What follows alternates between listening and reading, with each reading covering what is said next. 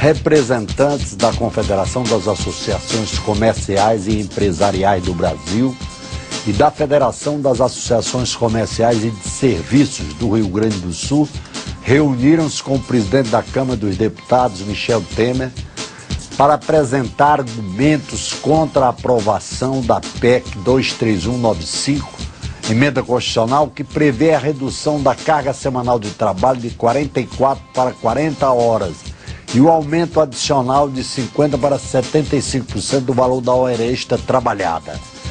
O presidente das duas entidades, José Paulo Dornelles Cairoli, afirmou que a aprovação da PEC terá impactos negativos sobre a economia e vai estimular a informalidade. Para debater o tema, convidamos os deputados Alfredo Kaifer, do PSDB do Paraná, também empresário, e Paulo Pereira da Silva, do PDT de São Paulo, da Força Sindical. Deputado Alfredo Kaifer, o senhor como é que avalia essa emenda constitucional patrocinada pelas centrais sindicais? Bem, eu sou a favor da redução das 40 horas para as 40 horas, desde que diretamente o empresário, o setor econômico, não pague essa conta. Quando ele paga essa conta, há um aparente benefício, mas que será transferido e certamente os próprios trabalhadores serão prejudicados por isso.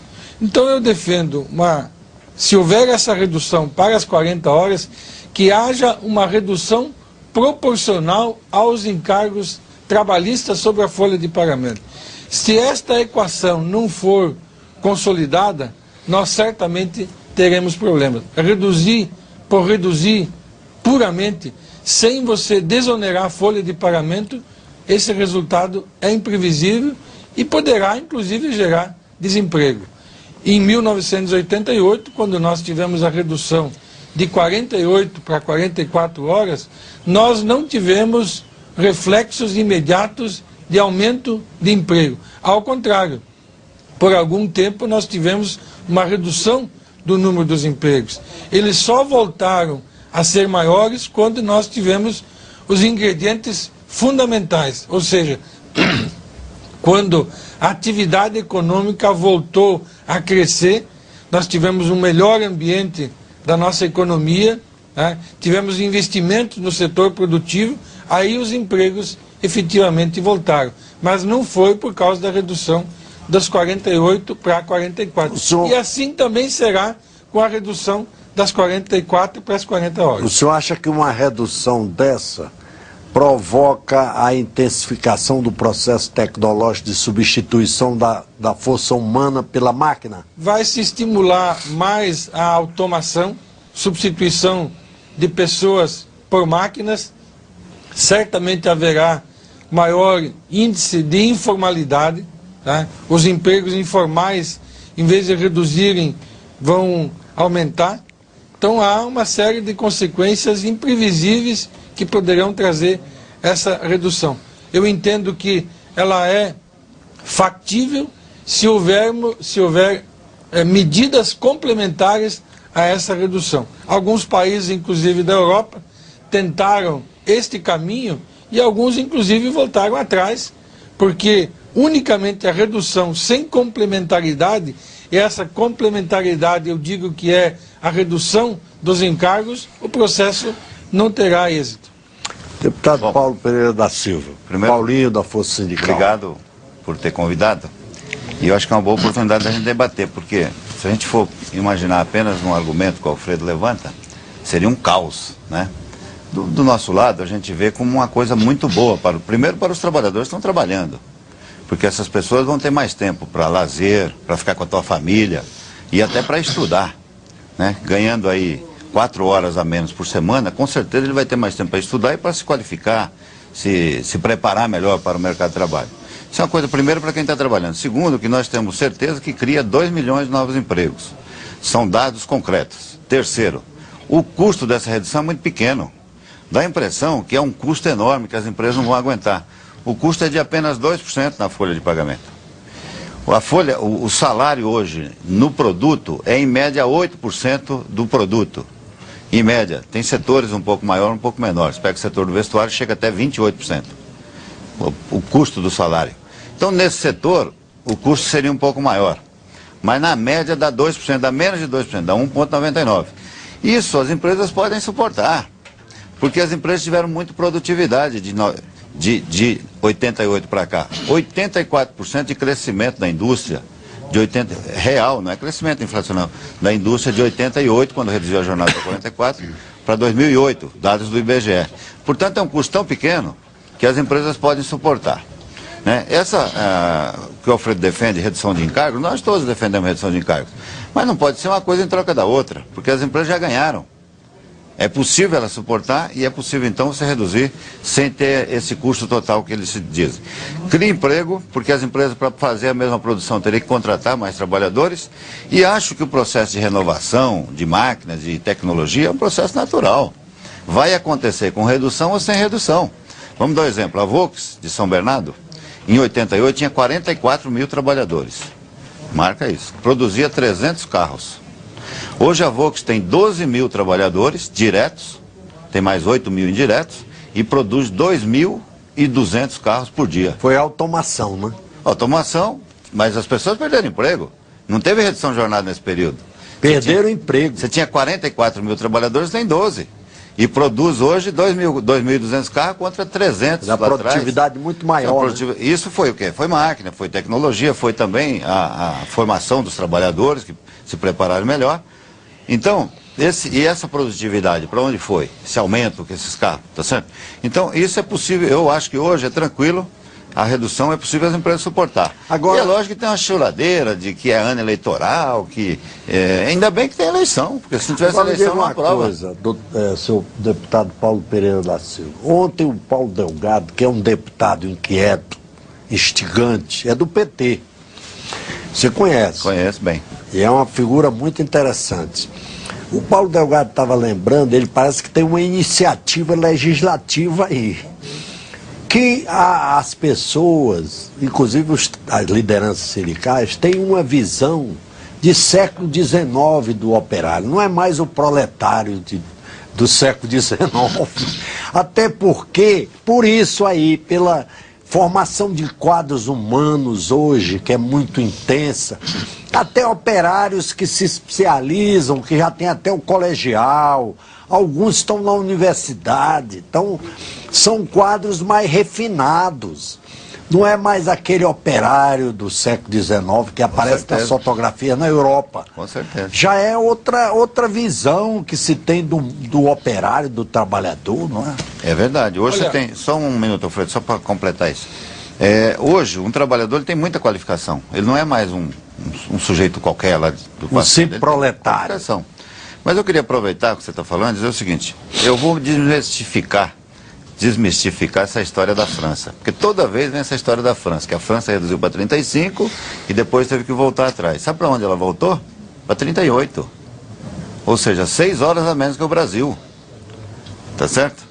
Então, quando fala que voltou, dá a impressão que voltou a 44. A Itália, quanto é? Paulinho, deixa eu fazer... Então não é, Alfredo. A Itália quanto é, Paulinho? A Itália é 39. Nessa discussão. 39. Eu vim de lá hoje. Alemanha. Eu cheguei hoje de manhã da Itália. Alemanha, no Congresso dos Trabalhadores da Itália. A Alemanha é 40 horas. A Alemanha é 35,5. Tá bem, então vamos fazer o seguinte, nesses países que tem 38, 40, 39 horas, analise quanto é o encargo da folha de pagamento. Mas analisa o salário. Essa também é a grande diferença. Sabe quanto que ganha o trabalhador em média, em horas na Alemanha? Ganha 39 dólares por hora. Que são países que... Aqui no Brasil ganha 5. Que estão altamente O produto nós não quer competir com o mundo, mas tem que competir em nível de salário. Então, na Alemanha, 39 dólares a hora. Aqui no Brasil, 5 em média. Então não dá. Vocês querem comparar? Tem gente que gostaria de comparar com a China. Quer pagar nada. Pagar salário de 50 dólares. A Alemanha hoje é a segunda ou terceira economia do mundo, terceira, né? Mas nós não podemos fazer comparativos de países daqueles com a nossa condição. Outra coisa, o interior, Paulinho, o interior do Brasil está assumindo um patamar na economia mundial. Olha aqui, você vai fora do Brasil, eu tive lá, eu fui essa semana, eu fui para Londres e fui para Roma. Cheguei hoje de madrugada. Veja bem, nós e lá, eles estão vendo o Brasil como uma coisa importantíssima no mundo. Tem 3 países chamando a atenção do mundo: a China, a Índia e o Brasil. né? Eles acham que é a oportunidade do Brasil. E a Rússia? A Rússia é em quarto, digamos assim, né? Mas o Brasil está aqui em terceiro, junto com a China. E agora, nós não podemos comparar com os direitos que esses países têm também. Nós precisamos manter os direitos dos trabalhadores aqui e ampliar. Porque não adianta você querer um país rico com o povo pobre. Não tem país rico com o povo pobre. Nós concordamos com isso, Paulinho. As pessoas na Europa vivem bem, porque, aliás, a Europa cresce e tal, por causa do salário. As pessoas Mas ele não é contra isso, não. Eu não sou contra isso. Eu não sou contra isso. Agora é o seguinte, nós também, Paulinho, não podemos considerar que o interior do Brasil, as pequenas e médias empresas, milhares de... Vamos pegar metalúrgico, que é uma área que você conhece, é a sua base. Eu sou metalúrgico. O metalúrgico, a estrutura de metalúrgica do ABC não é a do interior do Brasil. Dos pequenos serralheiros, das pequenas metalúrgicas, tem 2 ou 3 funcionários. Alfredo. Eu me preocupo com essas empresas e eu me preocupo, Paulinho, eu me preocupo também com o trabalhador, porque tudo que a gente faz, nós temos que pensar no benefício dele. Não adianta a gente criar uma ilusão de que a redução da carga vai trazer mais empregos, se depois vai trazer desemprego. Daí nós estamos trabalhando contra o trabalhador. Deixa eu te falar um negócio. Acho que isso a gente tem que estar... Deixa eu te falar um negócio. Uma pequena empresa, então, que tem 10 trabalhadores, que é uma empresa média do Brasil aí, das pequenas empresas que vocês tanto falam. Nós estamos falando de uma redução de carga horária de 10%. Se ela tem 10 funcionários, para fazer a mesma produção, teria que contratar mais um. Será que não dá para contratar mais um? De milhares de pessoas que estão desempregadas? Então, é isso que nós estamos falando, exatamente isso. Ou seja, as empresas, é um pouco distribuir, porque o lucro das empresas tem sido muito grande. Eu sei que na crise as empresas passaram dificuldade. Não, o lucro das empresas não tem sido tão grande, Paulinho. Pelo amor de Deus, analise a crise agora de 2009, a grande maioria das empresas não teve resultado positivo, fechou com prejuízo. Não é essa a realidade, não é uma meia dúzia de empresas. As empresas do senhor são empresas de quê? O setor do agronegócio, o setor da área de carnes, todos trabalharam com prejuízo durante 2009. Mas houve um aumento da demanda no mundo inteiro? Não. Houve uma redução do consumo de alimentos. Agora em 2009. 2009. Mas 2008 foi muito grande a demanda. Mas nós estamos falando do Brasil de 2010. O Brasil vai crescer de 6 a 6,5% em 2010. Pois é, aí ó. A demanda volta... E nós não estamos falando da redução de jornada, vamos falar a verdade, para esse ano. Não dá tempo de reduzir esse ano. Nós temos que fazer um acordo aqui na Câmara para reduzir no dia 1º de janeiro de 2011. Porque como é uma PEC, ela tem que votar na Câmara 2 vezes no Senado. E é tal de vai e volta. Então, portanto, vamos demorar uns 3 meses a gente votar já. Que é a nossa esperança. Portanto, teríamos que fazer um acordo que comece em 2011. Então, o Brasil vai estar crescendo, e provavelmente em 2011 até mais do que isto. Estamos falando de um outro Brasil, né? De um Brasil que vai ter muito investimento. Então, é esse Brasil que nós estamos falando. E aí, com crescimento de 6%, vamos supor que o Brasil cresceu 6%. Quanto que a indústria cresceu? Quanto que as empresas cresceram? Muito mais que isso. Olha só. Não é absolutamente certo. Dá para suportar os 2%. Você não aceita essa intermediação proposta pelo deputado Michel Temer de uma forma negociada de 42 horas? Eu tive uma reunião com o Michel Temer junto com as centrais sindicais a semana passada no escritório dele em São Paulo. A gente achou a proposta interessante porque ela realmente concilia, né? Que concilia. É 1 hora por ano, portanto as empresas poderiam se adaptar. Nós estamos propensos... Já é algo mais plausível. Nós estamos propensos a discutir, né, com ele essa proposta, acho que é possível. E é lógico que nós vamos continuar batalhando pelas 40 horas, né, nas fábricas, nas empresas, os sindicatos vão continuar lutando, mas a gente poderia imediatamente constitucionalizar essas 2 horas, 1 hora em 2011, mas 1 hora em 2012, que é a proposta do Michel. Nós achamos que ela é considerável, dá para a gente... Eu queria lembrar... É viável. Eu queria lembrar o colega Paulinho de que a média de horas trabalhadas em todos os setores no Brasil já está em 41, alguma coisa. Fruto da livre negociação. Então, por que não continuar estimulando a livre negociação, que é o que a maioria dos países do mundo fez? Eles não negociam, livre negociação, acordo coletivo de trabalho. Isso, Paulinho, sem fazer uma crítica aos sindicatos, isso me leva a pensar que os sindicatos que se dizem com tanta força e tão organizados não estão tendo a força devida para negociar com os empregadores para fazer essa redução de forma coletiva, negociada. Vou te dar um exemplo. Por que não enveredar mais por esse caminho? Não, porque você sabe que não acontece. É um jeito do empresariado enrolar e jogar para depois. Eles estão com essa ideia. Não, vamos negociar. Eu vou te mostrar. Semana que vem, dia 12, aliás, dia 5 agora, nós estamos entregando a pauta na Fiesp, que é a Federação das Indústrias do Estado de São Paulo, Paulo Scaff, agora socialista, né? Estou rindo aqui. Então, nós vamos entregar a pauta. O que ele vai fazer? Ele não vai negociar. E poderia negociar, nós estamos falando da no poderosa... No Brasil essas coisas acontecem, o empresário é socialista. Liberal socialista. Nós estamos falando da poderosa Fiesp, 40% do PIB brasileiro. Você vai ver, não vai. Eles querem passar o ano eleitoral para depois, passar mais 4 anos. E nós, como eu disse, graças a Deus tem eleição, porque a eleição política fica mais sensível, né? Lembra que tem povo. E normalmente eles esquecem que tem povo. Né? Só lembra do povo na hora de pedir voto. Agora o PDT parece que vai apoiar o PDT fechou a questão, nós vamos começar. Não, o PDT fechou a questão a favor das 40 horas. Paulo Scaff é outra história. É bem mais complicado que Mas Paulinho, eu reitero, eu gostaria que até pergunta você faz no meio? Eu gostaria até de reiterar... falando, né?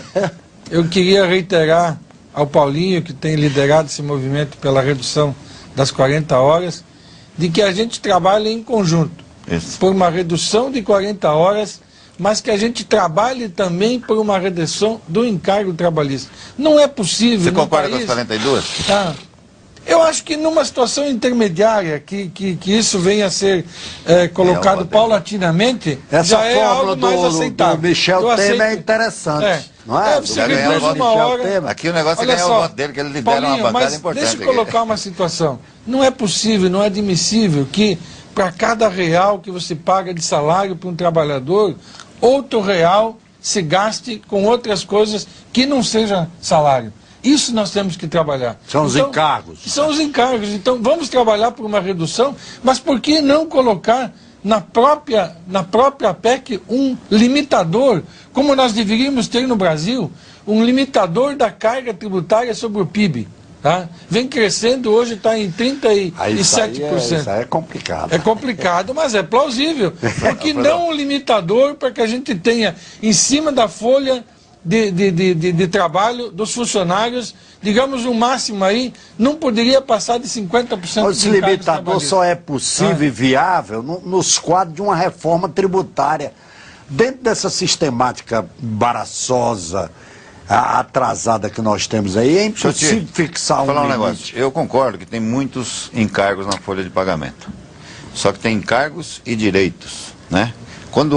Não é preciso mexer com os direitos. Quando o Zé Pastore fala de 102% na folha, ele está incluindo aí o fundo de garantia, as férias, o 13º, enfim, está incluindo os direitos dos trabalhadores. Então é bom a gente separar. O que a gente considera encargos é a Previdência Social, um grande encargo, porque a empresa paga 1 milhão de salário, de folha de salário, tem que pagar 200 mil reais para o governo imediatamente, no dia seguinte. Né? Antes da folha de pagamento. Isso é caro. Por incrível que pareça. Isso é caro. Então, além do trabalhador, que paga mais lá, né? Enfim, então, isso é bastante... naquela lei da microempresa, retiraram essa alíquota, baixaram consideravelmente para o pequeno empresário, né? Mas mesmo assim, ela continua ainda pesada. Então, eu acho que essa é uma questão que nós podíamos discutir. Não é fácil, porque você tem a Previdência, tem que encontrar outros caminhos para manter a Previdência. Agora nós aprovamos essa emenda do pré-sal, esses 5% pode ser um dinheiro razoável, que vai entrar na Previdência. Daqui 10, 15 anos. Mas é um dinheiro já que vai entrar. O que são encargos? É a Previdência? Eu considero encargo. Você paga a INCRA na folha de pagamento. Né? Você paga 0,4% para o setor rural. E tem o Sistema S, que é 2,5%, e tem salário educação, que é mais 2,5%. Isso, de certa maneira, é encargos, né? E normalmente você paga esses 2,5%, é uma coisa a discutir. Mas esse dinheiro vai para onde? Vai para as universidades, para normalmente pagar a escola para filho de rico, né? Que poderia pagar, né? Então é uma discussão que o Brasil precisa fazer. As empresas pagam, colocam no preço, para o povo inteiro pagar as grandes universidades para a escola, para os filhos das pessoas que têm condições de pagar. Acho que também pagar a INCRA na folha de pagamento, quem tem que pagar a INCRA são quem tem fazenda, né? Quem tem terra. Fora de contexto. O imposto territorial, né? Rural. Agora, o Sistema S, os sindicatos, inclusive, são ligados a nós, de trabalhadores. Eu acho que é uma discussão que tem que ser feita, mas hoje eu reconheço que o Sistema S, ele faz um benefício para as pessoas, né? O sindicalista não gosta que eu falo isso, mas ele faz. Eu fiz curso no Senai, do Brás. Eu virei inspetor de qualidade, o Lula virou torneiro mecânico por causa do Senai, tá certo? Então, milhares de pessoas... O Senai é importantíssimo no Brasil. Milhares de pessoas passam por esse sistema. Eu passei, né? Passei a ganhar um pouquinho mais exatamente porque fiz uns cursos lá no Senai. Com muita dificuldade, mas fiz. Então, eu acho que esse tipo de coisa, a gente, quando as pessoas falam, não, tem que acabar, a gente tem que discutir, né? Porque simplesmente acabar, você desemprega um monte de gente e deixa de dar um benefício para as pessoas. Então, eu acho que tem muitos encargos, a gente tem que separar bem. Eu acho até que você, que é uma pessoa que tem respeito, não só no Paraná como no Brasil, pode nos ajudar nisso. Porque direito é uma questão que não dá para discutir, ninguém vai discutir. O Lula também formou nesse Sistema S, né? Formou no Senai do Brás. Operário metalúrgico nesse Sistema S. Exatamente, virou torneiro mecânico, perdeu o dedo lá.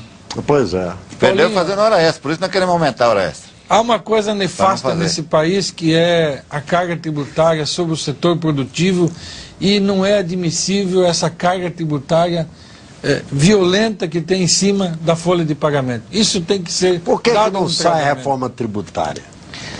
Por causa dos conflitos de interesse. Eu fico com medo quando fala de governante, que é para aumentar imposto. Governo federal, governo federal, estadual, municipal, todos eles querendo mais imposto, vamos acabar pagando mais. Tomar cuidado. A reforma tributária é uma das reformas que tem que ser colocada com coragem para modernizar a economia brasileira. Pelo presidente da República no primeiro ano do seu mandato. Não há. Então, quem quer que ganhe as eleições em 2010, 2011, tem que apresentar no Congresso as 4 ou 5 reformas importantes. É muito difícil. Não, mas é possível, sim. A única reforma tributária feita no Brasil foi pelo Delfim no tempo do regime militar. A reforma é muito difícil de ser feita, né? Porque elas são muito complicadas. Mas se nós não fizermos uma reforma tributária que reduza... É muito difícil. Nós temos que reduzir a carga tributária propriamente dita, temos que fazer algo muito importante no sistema federativo nosso, que é uma melhor distribuição.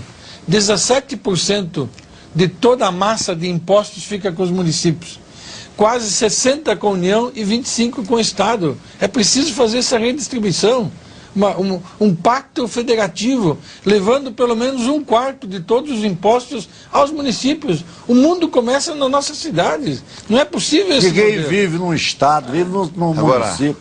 O importante é que nós ganhamos o voto aqui do Alfredo para as 42 horas. Desde que haja a redução dos encargos trabalhistas. Eu sou parceiro nisso. Isso aqui não, se houver uma progressão aqui, nós começamos a nos entender. Mas o deputado Paulo Pereira da Silva está admitindo uma negociação lá nessa reunião com o deputado Michel Temer, agora em São Paulo, né? Nós achamos, a semana que vem, a gente deve ter uma nova reunião com o Michel, e nós devemos concordar com essa ideia das 42, negociado com os setores mais democráticos aqui da Câmara. Com os empresários. Aqui tem uns que não vão concordar nunca com nada, né? Mas...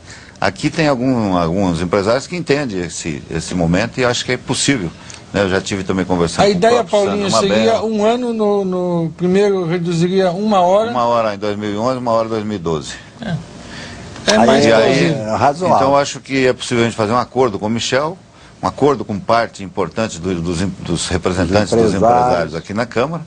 E tem alguns que não vai concordar, né? Vamos fazer um acordo aqui, o Paulinho e o deputado Alfredo Kaifer. Eu ajudo ele a trabalhar nesse projeto de redução, ele me ajuda a trabalhar na redução dos impostos sobre folha de pagamento. Estou de acordo. Dos impostos, não dos direitos. Isso, fechado. Ok. Nosso tempo está esgotado. Eu queria agradecer aqui a presença dos deputados Alfredo Kaifer, do PSDB do Paraná, também empresário, e Paulo Pereira da Silva, o deputado do PDT de São Paulo, e o líder da Força Sindical. Muito obrigado pela audiência e até o próximo Brasil em Debate.